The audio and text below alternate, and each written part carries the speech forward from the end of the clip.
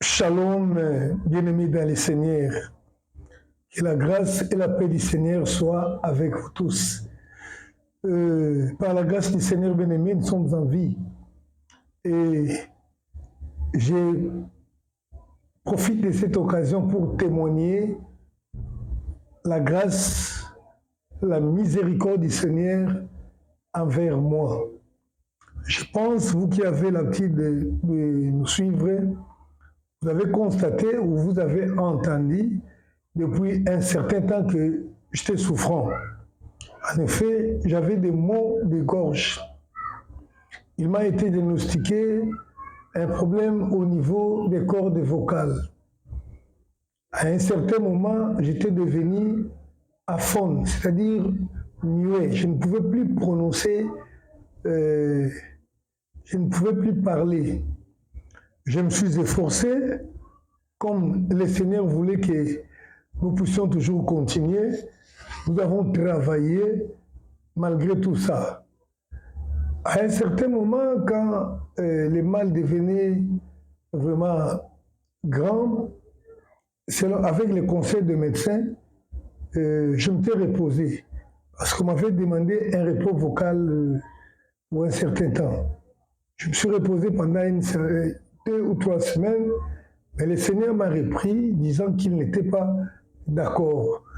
Alors, j'ai continué le travail de Dieu. À un certain moment, la maladie était devenue grave au point où je perdais totalement la voix.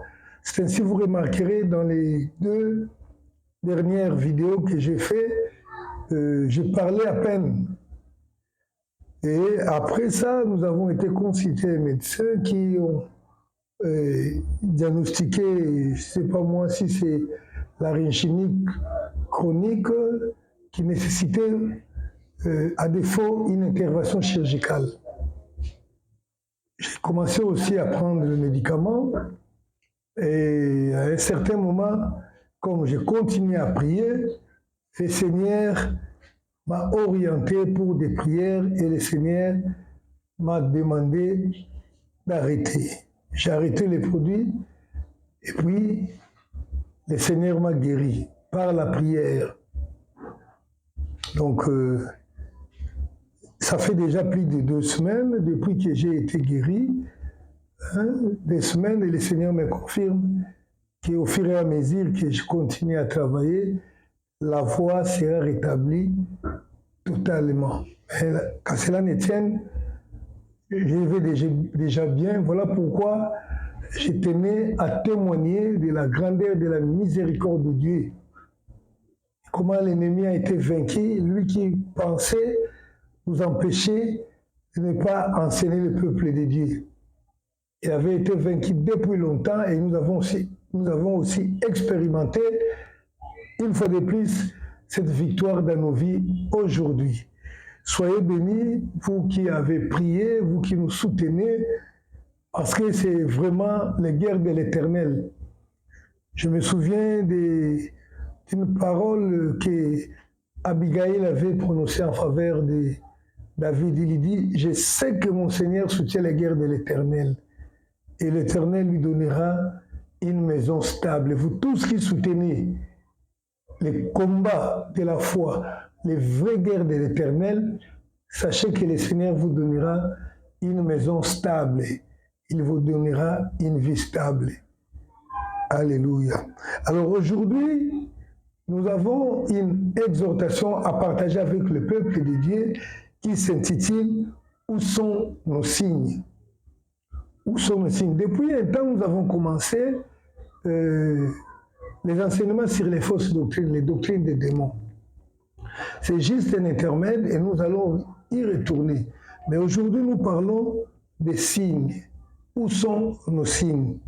Et pour commencer, j'aimerais d'abord expliquer ce qu'est un signe. Les signes, le dictionnaire français nous dit que c'est une marque, c'est un indice.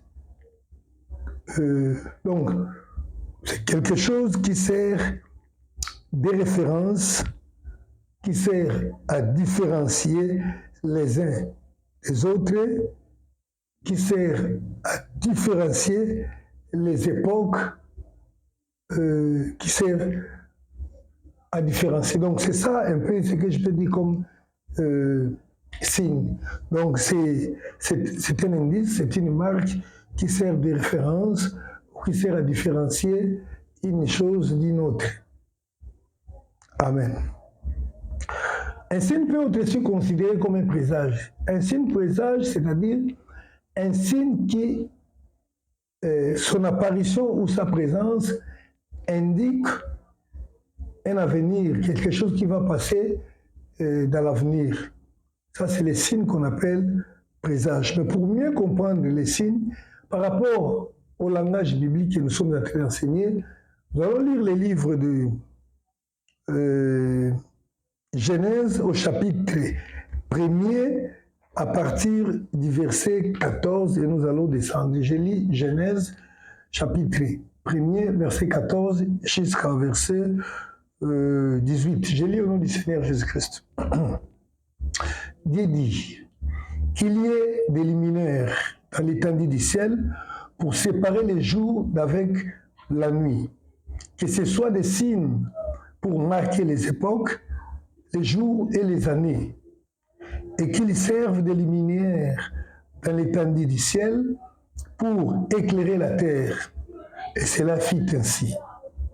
Dieu fit les deux grands luminaires, le plus grand luminaire pour présider au jour et les plus petits luminaires pour présider à la nuit. Il fit aussi les étoiles. Dieu les plaça dans l'étendue du ciel pour éclairer la terre, pour présider au jour et à la nuit, et pour séparer la lumière d'avec les ténèbres. Dieu vit que cela était bon. Alléluia. J'aimerais lire encore un autre texte qui va nous donner l'éclairage sur les premiers et sur tout ce que nous allons dire ici. Genèse chapitre 1er, verset 1 jusqu'à 3. Je lis au nom du Seigneur Jésus-Christ. Au commencement, Dieu créa les cieux et la terre. La terre était informe et vide. Il y avait des ténèbres à la surface de l'abîme, et l'Esprit de Dieu s'émouvait au-dessus des eaux. Dieu dit, que la lumière soit, et la lumière fit. Dieu vit que la lumière était bonne, et Dieu sépara la lumière avec les ténèbres. Dieu appela la lumière jour, et il appela les ténèbres nuit. Ainsi il y eut un soir et il y eut un matin, c'est fit le premier jour. Alléluia. Je viens de lire deux textes. Premièrement, j'ai lu Genèse chapitre 1er, verset 14 jusqu'à verset 19. Et ensuite, j'ai lu Genèse chapitre 1er, verset 1 jusqu'à 3. Dans les premiers textes, nous sommes au 4e jour de la création et la Bible nous montre que Dieu eut l'idée de créer des luminaires. Luminaire, c'est une source lumineuse. C'est quelque chose qui peut produire la lumière de l'éclairage. Et Dieu dit, je vais créer les luminaires. Et il créa les luminaires. Mais pour quelle raison?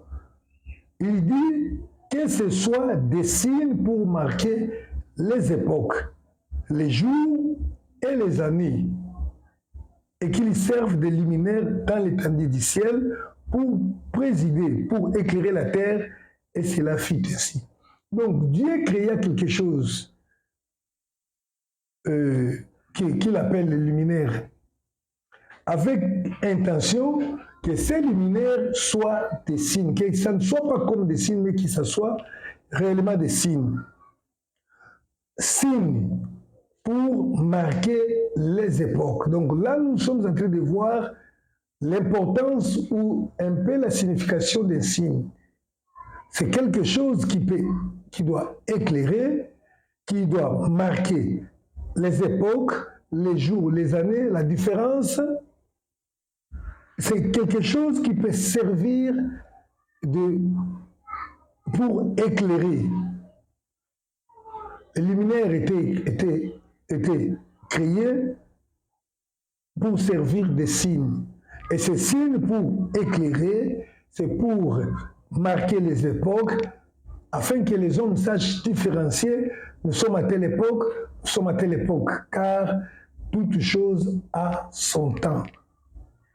Mais imaginez que nous n'avions pas de références pour savoir que c'est le temps de faire ceci ou cela.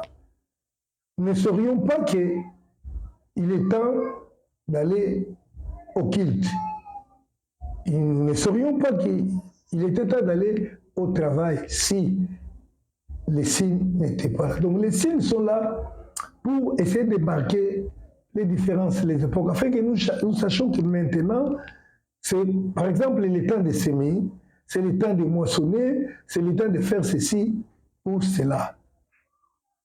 C'est ainsi, Dieu dit qu'il créa les luminaires pour qu'ils soient des signes, pour marquer les époques, les jours, les années, et qu'ils servent aussi des luminaires pour éclairer la terre.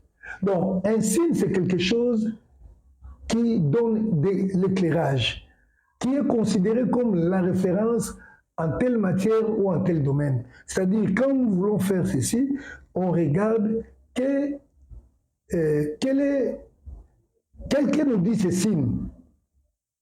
Ainsi, il fit créer des grands luminaires, la lune et le soleil. Et la Bible dit que les luminaires servaient aussi de présider. Le soleil était là pour présider au jour et la lune pour présider à la nuit. Présider veut dire diriger. Donc donner aux gens la possibilité de bien se conduire, montrer aux gens les chemins par lesquels il faut se conduire. Vous savez, quand on est dans les ténèbres, quand il n'y a pas de lumière, on ne sait rien faire, on ne sait pas marcher. Ça, c'est au 4e jour, car la Bible dit, lorsque Dieu créa ces luminaires, il y a un soir, il y a un matin, et se fit le 4e jour. Alors, le deuxième texte, c'est Genèse 1, 1 jusqu'à 3. Là, on nous explique le commencement de la création. La Bible dit qu'au commencement, Dieu créa le ciel et la terre. La terre était informe et vide, et il y avait les ténèbres à la surface de l'abîme, mais l'Esprit de Dieu se mouvait au-dessus des eaux. Mais Dieu dit que la lumière soit, et la lumière fit. Dieu vit que la lumière était bonne, et il appela, il sépara la lumière d'avec les ténèbres. Il appela la lumière le jour et les ténèbres la nuit. C'est fit les premiers jours, et c'est fit les premiers jours. Il y a un matin et un soir, c'est fit les premiers jours. Mais là, nous venons de lire ce qui s'est passé au 4e jour. Or, nous savons que, normalement, c'est la présence du luminaire du soleil qui marque la séparation du jour d'avec la nuit. Or, le luminaire vient d'être créé au 4e jour. Or, au 1er jour, il y avait déjà un jour, et plutôt, il y avait déjà une nuit et une journée, comme la Bible dit. Et d'ailleurs, le 2e jour, c'était la création de la terre. Le 3e, la création de la végétation. Et le 4e, des luminaires. Maintenant, quelle est cette lumière qui permettait de différencier les jours avant que la lune et le soleil ne fût créés? Parce qu'il y avait le 1er jour, le 2e, le 3e. Et Dieu dit la lumière, soit la lumière. Et cette lumière-là ne venait pas du soleil ni de la lune, car il n'était pas encore créé. Et il y avait quand même la lumière. Alléluia. Et là, nous comprenons que la première lumière qui a créé les 3 premiers, qui a éclairé plutôt, qui a présidé les 3 premiers jours, était Dieu lui-même qui est la lumière. Et vous allez me demander comment Dieu a pu créer la lumière. Il a dit que la lumière soit. Donc, il appelle à l'existence C'est des choses qui n'existaient pas, des choses qui existent quelque part dans la pensée, dans le projet de Dieu. Il appelle, donc Dieu s'est manifesté comme lumière lui-même. Mais à un certain moment, il a vu qu'il n'était pas bon, qu'il reste là. Il dit, je vais créer maintenant des luminaires. Mais il a appelé ça des signes, que ce soit des signes. Donc, c'est Dieu qui était les signes, d'abord pour séparer les jours les uns des autres, comme les nuits, et c'est lui qui céda, qui donna la place à d'autres éléments, d'autres luminaires qu'on dit qui sont des signes, c'était le soleil et la lune. Alléluia. Où sont nos signes? J'aimerais que nous comprenions bien aimés, c'est comme ça que Dieu a marché avec les hommes. C'est comme ça que les hommes ont été dirigés. Et vous remarquerez que les hommes, tout dans la société, étaient organisés par rapport au soleil et à la lune. Les jours étaient là, les mois, l'année, tout était divisé. Donc, les gens observaient les tours du soleil ou de la lune, comment, j'allais dire ça roulait, comment ça marchait, pour comprendre nous sommes dans quelle époque, nous sommes dans quel moment, il fait quelle heure, et c'est comme ça, car la vie non chronométrée, la vie sans les temps, je ne sais pas si une société peut vivre sans les temps. Les gens ont servi de ces signes-là pour être dirigés. C'est le soleil qui a présidé pendant tous ces temps.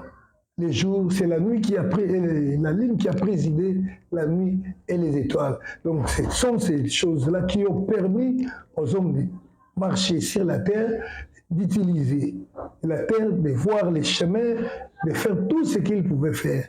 C'est à partir de la lune. Si la lune apparaît à tel moment, c'est le moment de faire ça. Si le soleil apparaît autant de fois, ça devient telle époque. Donc, c'était la référence. Alléluia. Pour les hommes, pour tous les humains qui vivraient sur la terre.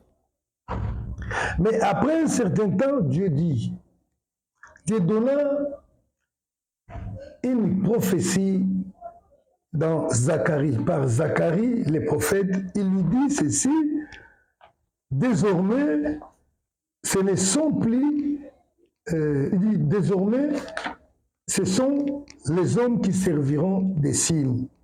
Donc, si à un certain moment, le soleil, la lune ont été utilisés comme la référence en matière de conduite dans le monde, mais Dieu vit que ça ne sera plus le soleil ni la lune, et il dit que ce sont les hommes qui serviront des signes. Or, les signes, comme nous l'avons dit, servent à marquer les époques. Les signes servent à présider. Les signes servent à différencier. Les signes servent de référence pour comprendre, pour différencier, pour savoir ce qu'on doit réellement peut-être faire. Zacharie chapitre 3, verset 8, je lis au nom du Seigneur. Écoutez donc Josué, souverain sacrificateur, toi et tes compagnons qui sont assis devant toi, car ce sont des hommes qui serviront des signes. Voici, je ferai venir mon serviteur, le germe. Voici, ce sont des hommes qui serviront des signes. Donc, les signes devaient être là pour aider les hommes à bien coordonner, à bien s'organiser dans la société. Mais Dieu vit qu'au commencement, nous avons vu les premiers signes. C'était la lumière inconnue, non identifiée, qui nous disait que c'était la présence de Dieu lui-même. Au quatrième jour, il lit la lune, le soleil et les étoiles comme signes, mais à un certain moment, le Seigneur dit, ce sont les hommes qui serviront des signes. Donc, c'est-à-dire, ce sont des hommes qui serviront des références à telle matière ou telle autre. Ce sont des hommes qui marqueront les époques l'apparition d'une telle personne signifiera que nous vivons telle époque. C'était comme ça que Dieu a agi. Et nous allons aborder aussi cette question qui nous a été posée quelque part pour expliquer réellement que les hommes étaient de référence de la part de Dieu. Alléluia. Cette prophétie dit, voici je ferai venir mon serviteur, le germe. Le germe, mon serviteur, c'est de Jésus-Christ qu'il est parlé. On dit que les hommes se serviront des signes et je ferai venir mon serviteur, le germe. Donc, on parle maintenant de Jésus-Christ qui est ce serviteur-là, les signes. Et cette prophétie est encore donnée dans Ésaïe chapitre 18, chapitre 8, verset 18, Ésaïe. Chapitre 8, verset 18, la Bible dit, « Voici, moi et les enfants que l'Éternel m'a donnés, nous sommes des signes et des présages en Israël de la part de l'Éternel des armées qui habite sur la montagne de Sion. » Alléluia. Voilà. La Bible dit, « Voici, moi et les enfants que Dieu m'a donnés, nous sommes des signes. » Cette prophétie a été faite au sujet de celui qu'on a appelé les germes. Dans Zacharie 3, 8. C'est Jésus-Christ. C'est Jésus qui dit que moi et les enfants que Dieu m'a donnés, nous sommes des signes et les présages de la part de l'Éternel. Donc Dieu a donné pour les hommes, pour leur direction, des hommes appelés signes. Alléluia. Je vais lire Hébreux, où l'on parle de l'accomplissement de cette prophétie également. Hébreux chapitre 2, verset 13. Hébreux chapitre 2, verset 13. Et encore, je me confierai en toi. Je me confierai en toi. Et encore. Mais voici, moi et les enfants que Dieu m'a donnés. Alléluia. Mais voici, moi et les enfants que Dieu m'a donnés. S'il faut reculer un peu, vous allez voir que cette prophétie on était en train de parler de Christ. Donc c'est Christ qui dit, mais voici, comme il avait été annoncé à Ésaïe, mais voici, moi et les enfants que Dieu m'a donnés. C'est Christ qui parle. Or, la Bible nous dit que Christ est monté au ciel et il a donné des dons. Il a donné à l'Église des dons.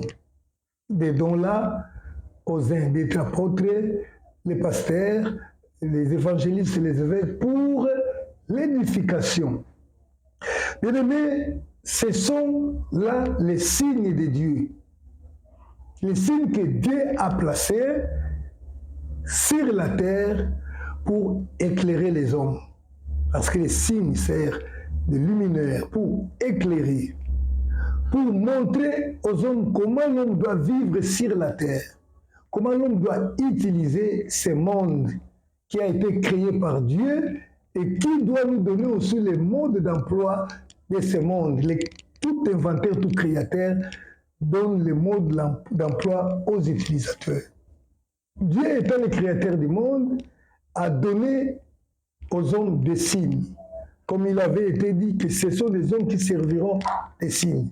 Ce sont des hommes qui serviront d'éclairage, qui serviront de référence. Et ce sont des hommes de Dieu. Et cela corrobore également avec la parole de Dieu dans Matthieu, chapitre 5, qui dit « Vous êtes la lumière du monde ». C'est-à-dire quoi? Dieu a placé les hommes dans l'Église qui doivent servir de références.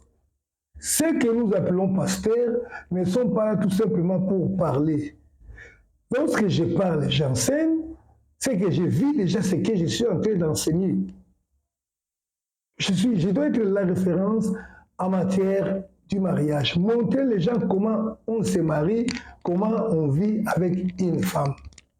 Selon Dieu, nous sommes la référence. Les signes doivent servir de référence, doivent servir de luminaires pour éclairer le monde. Alléluia. Les signes que nous sommes les enfants de Dieu, nous constituons aussi les présages, c'est-à-dire notre présence, notre façon de vivre démontre que nous sommes en quel moment? C'est le temps de la fin. Nous nous préparons au retour du Seigneur Jésus-Christ. Alléluia. Notre message s'intitule « Où sont nos signes ?» Parce que Dieu a créé, il a placé les signes pour que les hommes soient éclairés, qu'ils servent de référence dans toute matière, dans toute chose sur cette terre. Il les a placés quelque part comme le soleil. La ligne était placée sur, il a été placé au ciel pour éclairer la terre. Dieu a placé le serviteur, les apôtres, tous les ministres de l'évangile pour servir de signes. Malheureusement, nous ne voyons plus nos signes. C'est pourquoi nous nous demandons où sont nos signes. Et l'homme de Dieu, un homme de Dieu a prédit cette situation de la disparition des signes que nous constatons, que nous déplorons aujourd'hui. Où sont nos signes? Mais en réalité, c'est quoi? Ce sont les serviteurs de Dieu qui, dans ce monde, devaient être de véritables conseillers. Des gens qui doivent dire au gouvernement, cette loi, il faut la prendre, il faut supprimer, il faut faire ceci, voilà de cette façon qu'il faut organiser les choses dans le monde. Mais il n'y en a plus. Nous savons ce que nous vivons aujourd'hui. Lorsqu'on parle des noms de Dieu, on ne les considère plus comme c'était jadis. Pourquoi?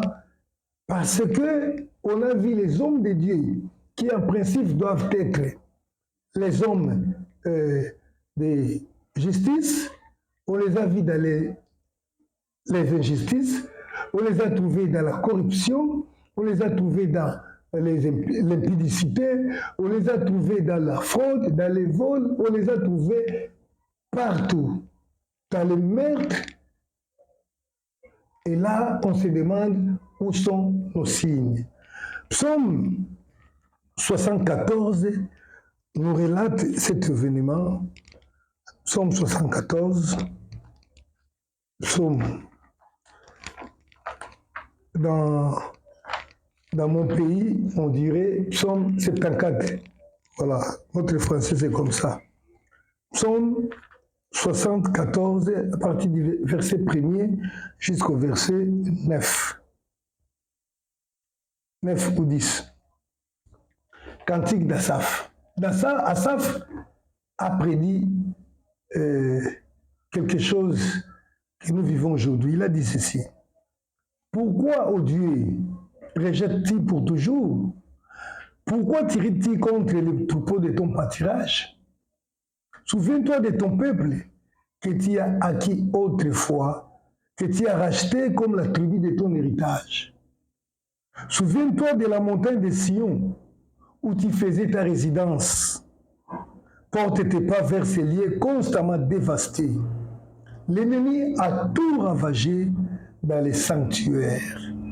Alléluia. Asaph est en train de se plaindre. Il dit, Dieu, pourquoi tu t'es irrité contre nous? Tu as abandonné ton troupeau, tu as abandonné ce qui était ton héritage. L'ennemi en a profité et il a tout ravagé dans les sanctuaires. Et nous savons, lorsqu'on parle des sanctuaires, c'est-à-dire les lieux saints, les lieux où le Seigneur réside, les temples. Verset 4. Tes adversaires ont régi au milieu de ton temple. Dans les temples de Dieu, les adversaires ont régi. Ils ont établi pour signe leur signe. Toujours dans les temples de Dieu, les adversaires ont établi pour signe leur signe. Donc, dans les temples, il devait avoir les signes, comme j'ai dit, Dieu a placé dans chaque église des ministres de l'évangile. Mais le diable a ravagé les sanctuaires de Dieu et il a placé pour signe ces signes. Verset 5. On les a vus pareils à celui qui lève la cognée dans une épaisse forêt. Et bientôt, ils ont tout brisé, toutes les sculptures à coups de haches et de marteaux. Ils ont mis le feu à ton sanctuaire. Ils ont abattu, profané ta demeure, la demeure de ton nom. Ils disaient en leur cœur, traitons-les avec violence. Ils ont brûlé dans tous les lieux saints. Ils ont brûlé dans les pays tous les lieux saints. Les lieux saints. Nous ne voyons plus nos signes. Il n'y a plus de prophètes. Et personne parmi nous qui sache jusqu'à quand. Jusqu'à quand, ô Dieu, l'oppresseur outragera-t-il l'ennemi? Plutôt, jusqu'à quand, ô Dieu, l'oppresseur outragera-t-il? L'ennemi méprisera-t-il sans cesse ton nom? Alléluia. Ce sont les plaintes des noms de Dieu qui constatent que le temple de Dieu a été ravagé. Le temple de Dieu a été détruit par les ennemis de Dieu. Ils sont entrés dans la maison, ils ont renversé, ils ont coupé, ils ont renversé tout avec les coups de hache, avec les marteaux, et à la place, ils ont placé leurs signes. Et il dit au verset 9, nous ne voyons plus de signes. Il n'y a plus de prophètes. Mais c'est la situation que l'Église est en train de vivre aujourd'hui. Dieu a placé dans l'Église ses serviteurs, les ministres de l'Évangile, pour montrer les chemins, non pas seulement à l'Église, mais au monde entier. Les chemins de la vérité, la droiture, la justice, comment l'homme doit se conduire. Mais malheureusement, le spectacle que nous donnent les églises aujourd'hui, nous voyons qu'il n'y a plus de signes. Voilà. Asaph se plaint ici, il dit, il n'y a plus de prophètes. Et nous ne savons pas jusqu'à quand cela durera. Mais aujourd'hui, les pasteurs sont devenus la risée. Les pasteurs sont devenus des hommes à scandale dans ce monde. Vous allez les retrouver dans les fraudes. On a perdu toute légitimité d'être considéré comme la référence. Ceux qui étaient considérés comme la référence sont devenus eux-mêmes les bourreaux des gens. Le Seigneur l'avait prédit. Au départ, il avait dit ceci, « Après moi, les loups s'introduiront dans l'Église. » Et ce sont eux qui contrôlent. Voilà pourquoi je suis en train d'enseigner sur les fausses doctrines. Bien-aimés, les faux docteurs ont pris contrôle des églises. Et si vous ne faites pas attention, une église peut commencer avec Dieu, mais à un certain moment, l'ennemi vient, il renverse tout ce que Dieu a placé pour placer ses hommes. Malheureusement, c'est ce que nous vivons aujourd'hui. Je l'ai dit dans un livre que nous allons vous présenter, que nous allons distribuer aussi gratuitement, comment servir Dieu selon le modèle de la montagne. Vous savez, lorsque vous placez dans l'église quelqu'un, non pas selon la procédure de Dieu, par les élections ou par autre chose, il se pourrait que ça soit un signe du diable et non pas un homme choisi par Dieu. Et si vous ne choisissez pas la procédure de Dieu, ça sera justement la procédure du diable. Ça sera ce que le diable lui-même a placé. Il y a beaucoup de choses. Voilà pourquoi, bien aimé, je vous dis qu'il faut faire très attention. les faux docteurs, comme je l'ai dit, et la fausse doctrine constituent un danger sérieux contre l'Église, contre tous les enfants de Dieu. Aujourd'hui, je l'ai toujours dit, honnêtement, on ne peut pas être fier de se présenter partout comme étant pasteur. Bah, c'est probable, c'est possible que tu te retrouves devant une victime de faux pasteurs, car ce sont eux qui sont élevés, qui sont considérés comme des pasteurs aujourd'hui. Ils sont grands, ils ont des grandes églises, je n'ai rien contre ceux qui ont des grandes églises, mais la plupart des faux sont là, ils sont suivis par des milliers de personnes. Cependant, ils sont des faux. Le Seigneur a dit, vous les connaîtrez par leurs fruits, par leurs enseignements. Le Seigneur nous a donné des indices pour les reconnaître. Matthieu chapitre 7, verset 15 dit, gardez-vous des faux prophètes. Ils viennent à vous en vêtements de brebis, mais au-dedans, ce sont des lourds ravisseurs. Hein? Vous les reconnaîtrez à leurs fruits. Qu'ils tombent des raisins sur des épines ou des figues sur des chardons. Les faux sont là. Ils parlent bien. Aujourd'hui, ce ne sont plus les vrais pasteurs établis par Dieu qui dirigent les églises. Nous avons des gens, il y a un nouveau métier qui s'appelle les motivateurs, les coachs. Ils ont fait la psychologie pour comprendre l'état d'âme de l'homme. Ils jouent sur les émotions des hommes en donnant des discours qui ne produisent pas la vie éternelle aux hommes. Les faux pasteurs, les fausses doctrines constituent un danger pour les salis de l'homme. Où sont nos signes? Où sont nos signes? Il y a un grand contraste entre les apôtres du temps de Christ et les apôtres d'aujourd'hui. Les apôtres du temps de Christ étaient des hommes simples, des hommes normaux qui mangeaient avec tous. Vous savez, Christ lui-même. Si Christ était comme les apôtres, les pasteurs d'aujourd'hui, on n'aurait pas eu besoin de Judas pour les trahir, car ces gens-là eux-mêmes les retrouveraient au milieu de tous. Des pasteurs qui aujourd'hui veulent se faire voir lorsqu'ils sont dans une église. Le pasteur a toujours une chaise spéciale. Ce n'est pas normal. Une chaise en forme de trône. Il s'habille différemment pour marquer la différence. Ça, ce n'est pas le signe de Dieu. Vous savez, Christ lui-même, la Bible dit, dans son aspect, il n'avait rien qui pouvait attirer la curiosité des yeux des hommes. C'était un homme simple. C'est la raison pour laquelle Judas avait dit, non, la personne que j'embrasserai, c'est celle-là.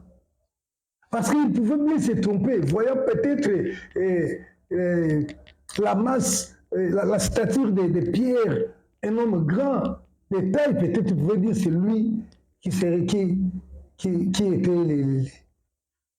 le Christ.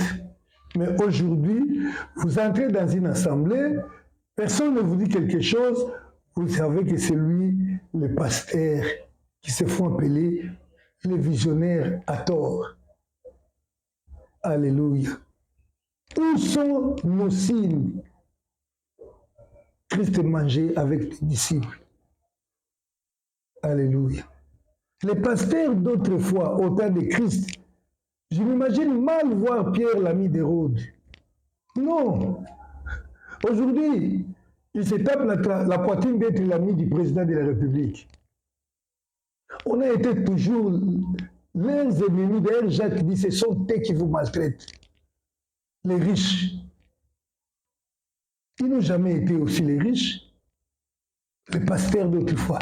Bien que l'argent, la collecte, la Bible dit, ils vendaient les biens, ils mettaient l'argent au pied des apôtres.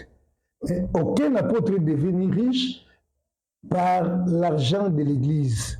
Sinon, ça serait la fraude, le détournement. C'est la raison pour laquelle ils distribuaient aux nécessités. Où sont nos signes? Où sont les signes? Nous ne les voyons plus. Et vous savez que l'Église, en réalité, tel que Dieu l'a voulu, une église ou une assemblée doit avoir plusieurs pasteurs. Plusieurs. Comme la Bible dit dans l'église, quelle église là, où se trouvait Paul et plusieurs docteurs. À Antioche. Voilà, dans l'église d'Antioche. Ils étaient là. Mais aujourd'hui, ça pose problème quand il y a déjà 3 pasteurs. Ils se considèrent qu'ils sont des trop, alors qu'il faut qu'il y ait l'enseignant, qui est le pasteur, qui est l'évangéliste, que tous travaillent afin de bâtir les hommes. Dans l'église du docteur, il est seul. Dans l'église du pasteur, il est seul. Dans l'église de l'apôtre, il est seul.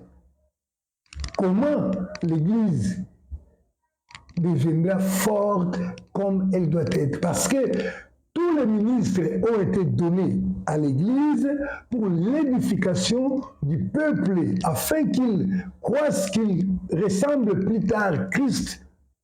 Donc, il y a beaucoup de choses. Nous ne voyons pas nos signes de pasteurs qui sont dans la politique.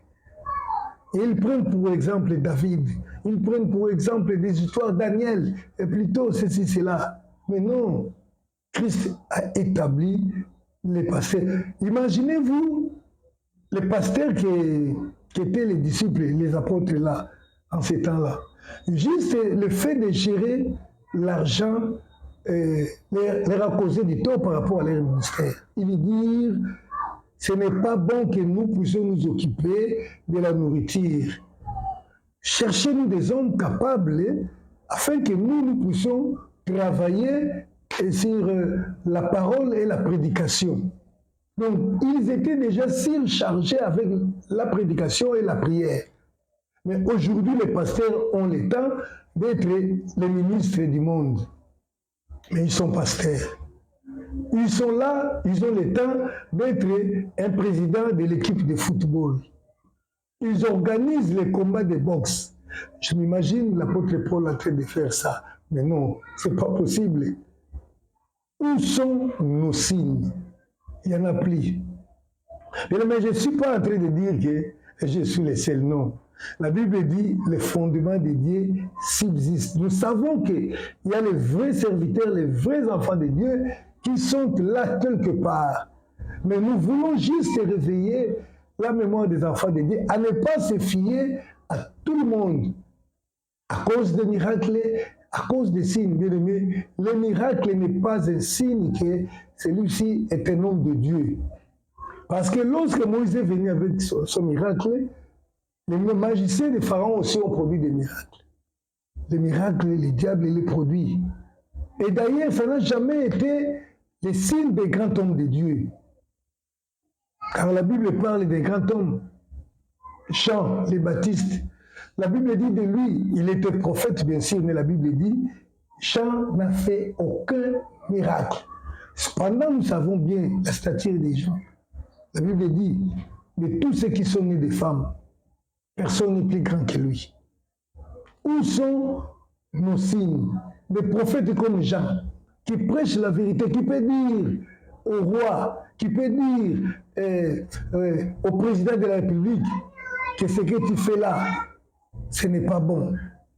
Quelqu'un qui peut parler comme Élie parlait à Akab, c'est à cause de toi et de ta famille que le malheur est venu dans ce pays.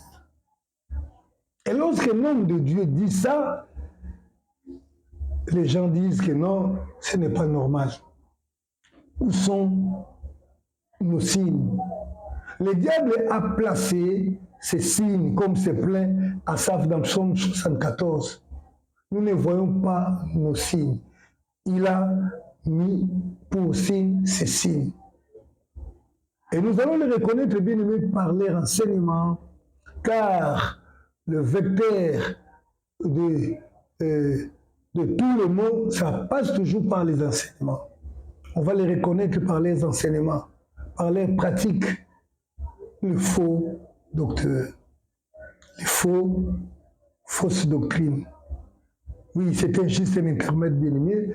Le Seigneur, s'il nous accorde la vie, nous allons continuer pour parler sur les les fausses doctrines. Voilà l'importance de comprendre les fausses doctrines, afin que nous ne soyons plus comme des enfants qui naviguent à tout vent des doctrines. Ça vient aujourd'hui de la prospérité. Il y a des choses terribles. Aujourd'hui, nous avons on parle des enseignements, les doctrines, des alliances, du Père et du Fils. Nous allons parler de cette doctrine-là, si le Seigneur nous accorde des vies. Et nous sommes arrivés à la fin de notre enseignement d'aujourd'hui. Restez branchés, s'il faut partager les messages, partagez-les et abonnez-vous à notre chaîne Christ sans frontières TV et aussi à nos chaînes partenaires Jésus-Christ Sauve TV qui partage aussi nos messages. Et si vous avez des questions, appelez-nous par les numéros là, sur WhatsApp, bien écrivez-nous, nous allons vous répondre. Que le Seigneur vous bénisse. Il revient bientôt. Faisons attention à tout ce que nous entendons et tout ce que nous faisons. Amen.